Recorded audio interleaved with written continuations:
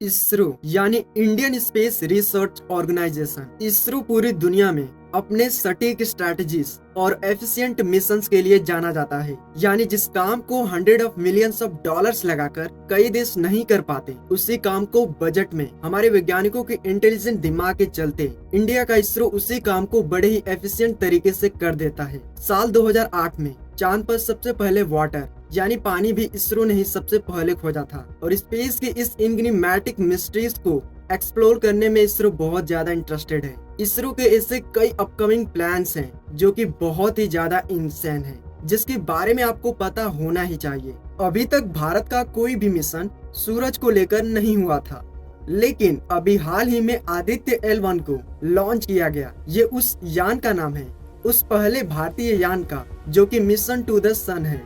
यानी वो मिशन जो कि सन को स्टडी करेगा। ये जो आदित्य L1 है, ये धरती से लॉन्च होगा। उसके बाद धरती से क्या है कि चांद जो है वो ऑलमोस्ट 4 लाख किलोमीटर दूर है। ये तो आपको पता ही होगा, 3,84,000 किलोमीटर दूर है। इतने दूर हमारा चंद्रयान 3 गया था। लेकिन ये जो आदित्य L1 है, ये धरती से लगभग 1.5 मिलियन किलोमीटर दूर स्पेस के रीजन में जाएगा। वो एक ऐसे रीजन में रहेगा जहाँ पर उसको कोई भी तरह का डिस्टरबेंस नहीं फील होगा। यानी वहाँ से वो लगातार सन को देखेगा और सन को स्टडी करेगा। और आपको एक टर्म बता दूं, यहाँ पर सोलर वेदर, ये जो सोलर वेदर टर्म है, इस पर ध्यान दीजिए। जिस तरह वेदर यानी क्लाइमेट धरती पर होता है, वैसे ही सोलर वेदर भी होता है, स्पेस वेदर भी होता है। यानी आसमान का भी क्लाइमेट होता है, धरती के क्लाइमेट की तरह नहीं। जैसे धरती के क्लाइमेट में वाइंड होता है, स्टॉर्म होता है, बादलें होती हैं, वैसे ही जो स्पेस का क्लाइमेट होता है, उसमें स्पेस की अलग अलग रेस होती हैं, जैसे कि गामा रेस और सन के बहुत तरह के डिफरेंट टाइप्स ऑफ रेस और बाकी चीजें जो स्पेस में होती हैं। मतलब स्पेस का भी पूरा एक वेदर का कंप्लीट स्टडी होता है। तो इसी सोलर वेदर को ये आदित्य L1 लगातार स्टडी करेगा और इसी डाटा को भारत के इसरो के ऑफिस में सही समय पर भेजेगा। क्या आपको पता है कि सन से जो सोलर फ्लेयर्स निकलती हैं, सन के ऊपर से उसके कोरोना लेयर से, वो अक्सर सैटेलाइट्स को हिट करती रहती हैं। और जो लो बजट की सैटेलाइट्स होती हैं, जो कि बहुत सारे कंट्रीज लॉन्च करते हैं, वो कई बार डैमेज्ड भी हो जाती हैं। इन्हीं एक्सट्रीम सोलर फ्लेयर्स के चलते जो सैटेलाइट्स और जो GPS सैटेलाइट्स जो धरती के चारों तरफ घूमते हैं, इनको भी सोलर फ्लेयर से बहुत नुकसान होता है और इनका जो मेंटेनेंस कॉस्ट होता है वो बढ़ जाता है। और इसलिए सन को रीड करना, सन के बारे में और जानना, कैसे इसके सोलर फ्लेयर से हम और प्रोटेक्टेड रह सकते हैं, इनका नेचर क्या होता है, एग्जैक्टली ये सब जानने की जरूरत है, जिसके बारे में हम बहुत कम जानते हैं। अभी सूरज के बहुत सारे लेयर्स होते हैं, जैसे कि फोटोस्फीयर, क्रोमोस्फीयर और बहुत सारे लेयर्स। और इन्हीं लेयर्स को ये आदित्य L1 स्टडी करेगा। ये सन के एक ऐसे जगह पर प्लेस होगा जहाँ पर डायरेक्टली सन दिखे, डायरेक्ट व्यू मिले, बिना कोई दिक्कत के। सन पे ये क्या स्टडी करेगा, उसका एक लिस्ट इसरो ने जारी किया है कि क्या क्या ये रीड करेगा, वहाँ पर जाके क्या क्या डाटा लेगा, क्या क्या डाटा भेजेगा। वो डाटा ये सब है: कोरोनल हीटिंग यानी सन का heating, coronal mass injection, pre flare, flare activities, dynamics of space weather, propagation of particles and field. ये चीजें इसरो के लिस्ट में मौजूद है। सूरज असल में बहुत बड़ा है, जितना हम सोचते हैं उससे बहुत ज्यादा बड़ा। इस इमेज में आप रेफरेंस देख सकते हो कि एक्चुअली में कितना छोटा है सूरज से धरती, और चांद तो उससे भी छोटा। और ये जो छोटा सा स्पेसक्राफ्ट है, ये उसके सामने एक धूल के कण से भी ज्यादा छोटा है। तो ऐसा लगेगा कि एक स्पेसक्राफ्ट क्या स्टडी कर सकता है इतने बड़े सन के सामने, लेकिन नहीं, वैसा नहीं है। ये साइज में इतना छोटा होते हुए भी सन को अच्छी तरह से स्टडी करने में कामयाब होगा, क्योंकि नासा ने ये काम को किया है। नासा ने पार्कर सोलर प्रोब को भेजा था और ये पहला मिशन बना जो कि ऐसा कहा जाता है, इस स्टेटमेंट से उसको डिनोट किया जाता है। पता है क्या? First ever mission to touch the sun, यानी सन को छूने वाला पहला मिशन। और ये पार्कर सोलर प्रोब बस एक स्मॉल कार के साइज का है। धरती पर जो ऑल्टो गाड़ी आती है उसके बारे में सोचिए, उतना ही छोटा है ये पार्कर सोलर प्रोब। और ये 2018 में लॉन्च हुआ था। और सन का जो सबसे आउटर लेयर है, जिसको कोरोना भी कहा जाता है, तो इसी को स्टडी करता है ये प्रोब। आपको पता है ये सोलर पार्कर प्रोब लगभग 7 लाख किलोमीटर प्रति घंटा की स्पीड से सूरज के पास ट्रेवल करता है। जी हाँ, इस प्रोब का स्पीड 7 लाख किलोमीटर प्रति घंटा है। ये क्या स्पीड है आपको पता भी है? इस स्पीड का अंदाजा देने के लिए मैं एक एग्जांपल देता हूँ। कोलकाता से दिल्ली 6 सेकंड में। जी हाँ, ये स्पेस में इतनी तेजी से जा रहा है कि 1, 2, 3, 4, 5, 6। ये जो 6 सेकंड आपने वेट किया, इतने देर में ये पार्कर प्रोब कोलकाता से दिल्ली ट्रेवल कर चुका होगा। इतना डिस्टेंस सोचो, जहाँ कोलकाता से दिल्ली जाने में गाड़ी से यानी कार से 24 घंटे लगते हैं या फिर फ्लाइट से 2.5 घंटे, उतना डिस्टेंस 6 सेकंड में ये कवर किया है। और इसके साथ ही ये बन गया है the fastest object ever built by humans. तो ऐसे कुछ इंडिया का भी आदित्य L1 भी होगा, जो कि सन को स्टडी करेगा। आदित्य L1 2 सितंबर 2023 को लॉन्च हुआ है। अब बात करते हैं इसरो के दूसरे मिशन के बारे में। इस मिशन का नाम है निसार मिशन और ये इतना इम्पोर्टेंट है कि इसको इसरो नासा के साथ मिलकर काम कर रहा है। जी हाँ, नासा और इसरो के साथ पार्टनरशिप करके NASA plus ISRO Nisar satellite, धरती के चारों तरफ घूमने वाली सैटेलाइट लॉन्च होगा। निसार जो होगा वो एक लो अर्थ ऑर्बिट ऑब्जर्वेटरी होगा, जो कि ज्वाइंटली डेवलप्ड होगा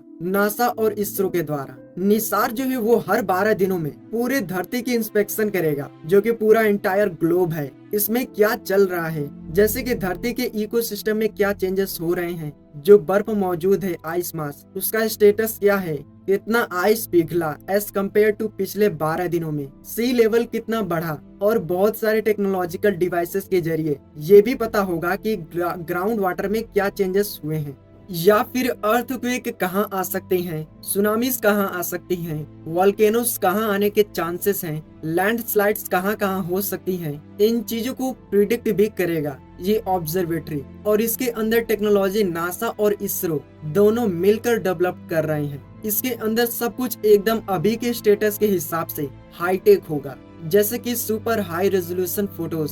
और एक चीज जान लो कि ये जो जेम्स वेब टेलीस्कोप और बाकी जो टेलीस्कोप्स हैं, इनके बारे में जब हाई रेजोल्यूशन वर्ड का यूज किया जाता है तो सिर्फ ये मत समझना कि HD या फिर 4K की बात हो रही है। इनके इमेजेस 4K से भी हजारों गुना ज्यादा कॉम्प्लेक्स होती हैं और हाई रेजोल्यूशन होती हैं। तभी एक इमेज का अगर आप इनका डाटा देखोगे तो वो टेराबाइट्स में होती है। हम लोग जो अपने फोन में फोटो खींचते हैं, तो मान लो अगर लो क्वालिटी का होगा तो 4 से 5 MB होगा, अगर हाई क्वालिटी यानी 4K होगा तो 100 से 200 MB तक होगा, GB भी नहीं होगा। लेकिन इनकी इमेजेस मल्टीपल TBs तक चला जाता है, इतना डिटेल होता है। तो ऐसे ही कुछ इसरो के निसार में लगा रहेगा। ये कंप्लीट एक ऑब्जर्वेटरी होगा जो कि एकदम अर्थ के सामने घूमता रहेगा और सारे इंपॉर्टेंट डाटा को हमें देता रहेगा। और ये है वो फोटो जो कि इसरो ने प्रेजेंट किया है, एक आर्टिस्ट इम्प्रेशन ऑफ निसार। यानी ऐसे ही कुछ दिखेगा, ये धरती का एक रक्षक की तरह ये काम करेगा, क्योंकि जो डाटा ये भेजेगा वो बहुत काम की होगी, उससे बहुत कुछ पहले ही प्रेडिक्ट होगा। नासा और इसरो का कॉम्बिनेशन एक बहुत ही ऑसम कॉम्बिनेशन हमें देगा। निसार का कोई एग्जैक्ट लॉन्च डेट इसरो ने नहीं किया है, लेकिन ये साल 2024 के जनवरी के बाद कभी भी हो सकता है, यानी 2024 में आप इसको एक्सपेक्ट कर सकते हो। अगला मिशन जिसका नाम है गगनयान। गगनयान एक ऐसा प्रोग्राम है, एक ऐसा प्रोजेक्ट है जो कि ह्यूमन स्पेस फ्लाइट को टेस्ट करेगा। यानी 3 लोगों को स्पेस में भेजा जाएगा, 3 इंसान को धरती के ऊपर 400 किलोमीटर के ऑर्बिट पर 3 दिन के लिए, और फिर 3 दिन बाद उनको सेफली धरती पर लैंड कराया जाएगा और उन्हें इंडियन सी वाटर यानी ओशियन में उनको गिराकर वापस लाया जाएगा। गिराने का मतलब ये हुआ कि जब भी स्पेस से इंसान आते हैं तो उनको पानी में ही लैंड करवाया जाता है। क्या है कि इंडियन आर्मी रेडी रहेगी पहले से ही, जहाँ पे स्पेस क्राफ्ट धरती पे वापस आएगा 3 लोगों को लेकर, और जैसे ही लैंड करेगा पानी में, वैसे ही वो पानी में तैरने लगेगा और इंडियन आर्मी उनको तुरंत रेस्क्यू करेगी और तब प्रोजेक्ट संपन्न माना जाएगा। लेकिन वही, जैसा कि आपको सुनने में लग रहा होगा कि ये तो काफी रिस्की है, तो जी हाँ, इसीलिए इसमें इतना टाइम लग रहा है, क्योंकि जो ह्यूमन का सेफ्टी है वो एट मोस्ट इम्पोर्टेंट है इसरो के लिए। तो इसीलिए इस चीज को अंजाम देने के लिए जो भी जरूरत की टेक्नोलॉजी होगी जो भी सेफ्टी प्रोसीजर्स होंगे उनको ठीक से डेवलप किया जा रहा है। जो भी सेफ्टी टेस्ट हैं उन्हें अच्छे से किया जा रहा है, क्योंकि इसमें इंसान होगा। तो इस मिशन में अगर कुछ गड़बड़ हुई या फिर स्पेसक्राफ्ट जब क्रैश होता है तब तो भले ही निर्जीव चीज क्रैश होती है तो हमें दुख होता है कि चलो वो टूट गया या फिर जो भी हुआ, लेकिन जब इंसान रहे तो हम ये रिस्क बिल्कुल भी नहीं ले सकते। और इसीलिए प्रॉपर टेक्नोलॉजी के होने की बहुत आवश्यकता है। क्या है कि अगर कुछ रॉन्ग हो जाए तो इसके लिए बैकअप प्लान होना चाहिए, और उस स्पेसिफिक बैकअप प्लान का भी एक और बैकअप प्लान होगा, जो कि बैकअप प्लान फेल होने पे उसको अंजाम दिया जाएगा। इनफैक्ट जो सेकेंड स्टेज का बैकअप प्लान होगा उसका भी एक बैकअप प्लान होगा। तो वर्स्ट केसेस को मानकर तब जाके सारी चीजें कंप्लीट करने के बाद to the satisfaction of the scientist उसके बाद इस मिशन को अंजाम दिया जाएगा। और जितने भी मिशंस आपको बताया